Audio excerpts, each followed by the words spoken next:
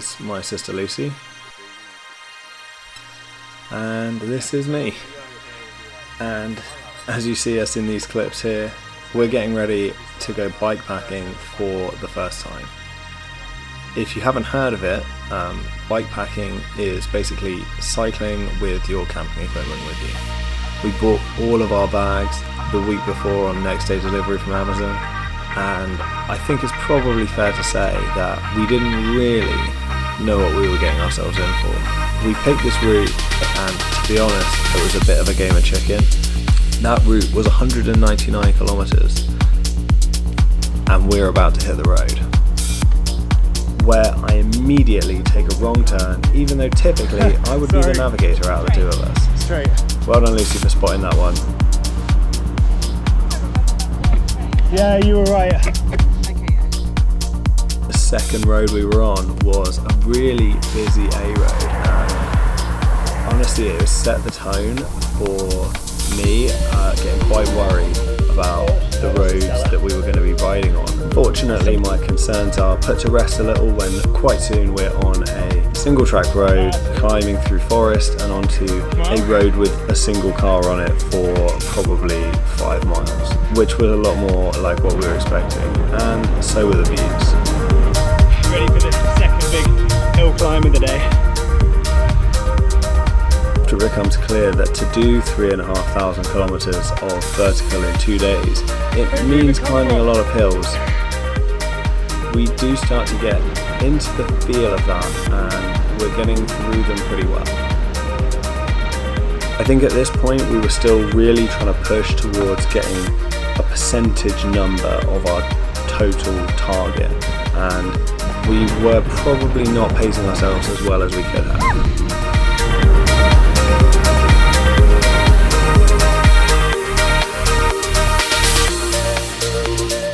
And then we hit this hill.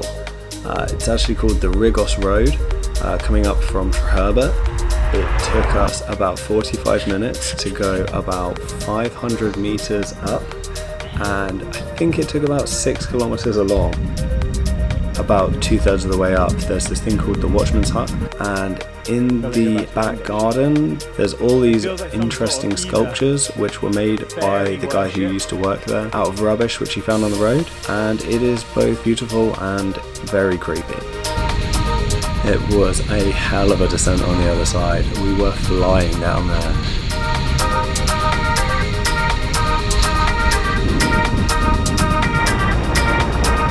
And it was pretty much downhill the whole way to lunch, which was good. Unfortunately, lunch took quite a long time to arrive for us, and that left just enough time for us to really contemplate whether we thought we could do this. After lunch, we went straight up another hill, and we were crawling. I think I didn't leave my easiest gear for about an hour. We did have a lovely serene moment by the stream where we could really take in the beauty of the place that we'd been flying through for the rest of the day. Another crazy descent. This one's actually called the Devil's Elbow, and after that we were cruising through golden hour through countryside. We passed through Brecon, where there was a family barbecue / rave happening in the park. And once we came out the other side, we made it to our campsite, which was an utter relief. Setting up camp, it was a pretty spectacular feeling knowing that you brought all of that stuff on your bike. They had a restaurant at the campsite. Unfortunately, we got there too late for them to be serving food. They did actually give us knives and forks and plates to eat our delivery food with, and I thought that was a pretty nice touch. With fresh legs and a fresh plan which cut off a half of what we were planning to do on the second day, we woke with optimism and a fear that we were about to get really, really rained on.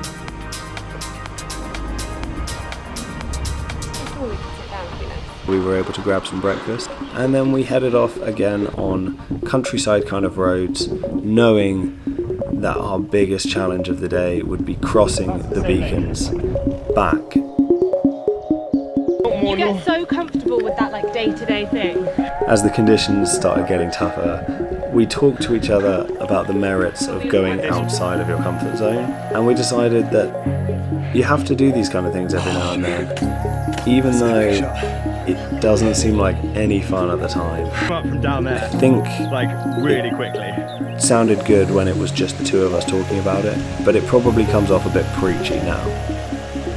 We stopped off to look at a lovely waterfall, and after that I think we were very much in the mindset of race back to the car as quickly as we could.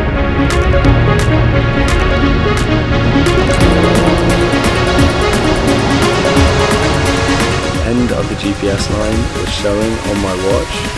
That was a very exciting moment. It was time for a celebratory high five, and then we shoved all of our stuff in the car as quickly as we possibly could and got the hell out of Wales. Overall, I would recommend bikepacking.